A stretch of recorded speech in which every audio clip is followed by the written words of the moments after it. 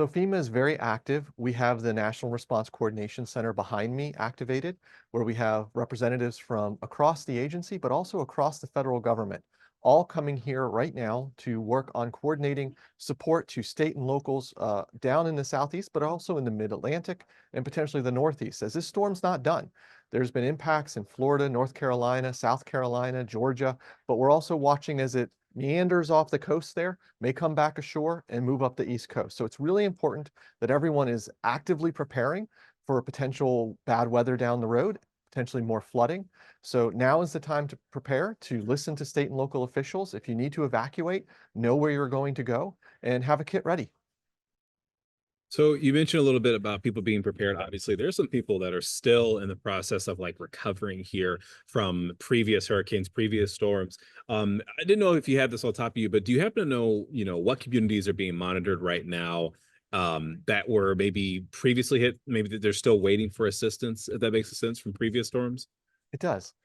So FEMA has 10 different regions, and North Carolina is part of Region 4, based out of Atlanta. We have an entire team there that works with states and localities on their past disasters and preparing for the future ones. So we have over 700 people presently deployed to the Southeast in response to Hurricane Debby. And those folks are experts specifically in those states in impacts from past storms and what the recovery status is in those communities so that they can integrate that into the preparedness and response plans going forward. Um, and then, if I'm not mistaken, I think we were just listening to the press conference. They said we could see more flooding, we could see tornadoes, not flash tornadoes, tornadoes, rain, etc. Um, what is something that people who decide, I'm not going to evacuate, I want to stay here? Why is this something they may want to rethink, considering we're hearing that these possible natural weather events? Yeah, I think there's a tendency to perhaps underappreciate the risks associated with tropical storms, especially storms that have long durations. People get comfortable, but you really can't. It takes a while for all of the floodwaters to rise from all of the rainfall, and there's still a lot of rain yet to come. The storm is offshore, but it very well may come back.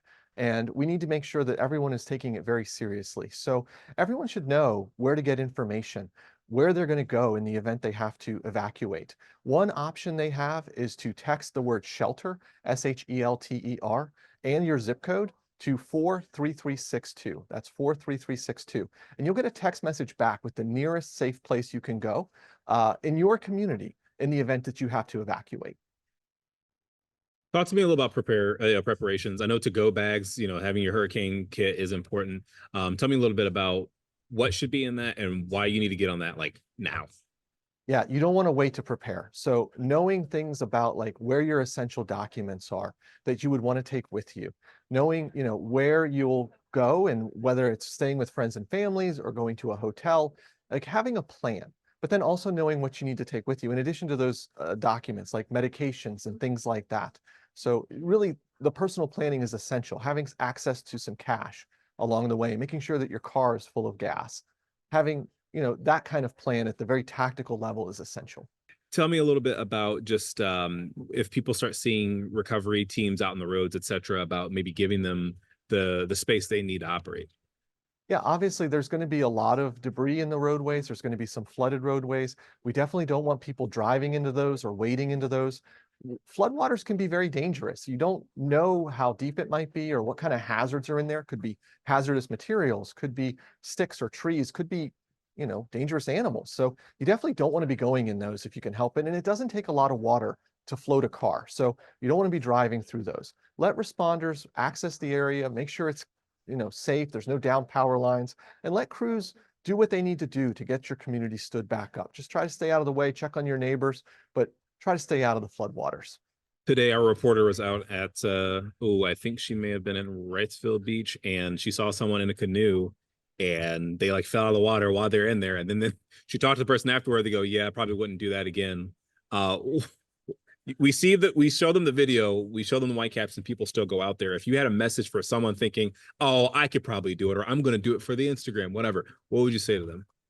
Yeah, I think, anytime you're looking at a disaster situation and severe weather, you got to take your personal safety seriously. Don't take it for granted. Things can change very quickly, including, just how much water is flowing. It doesn't take long at all for rainwater that fell far away to move into your community and really become a very dangerous situation. So you got to take that seriously. Don't underestimate it and try to stay safe.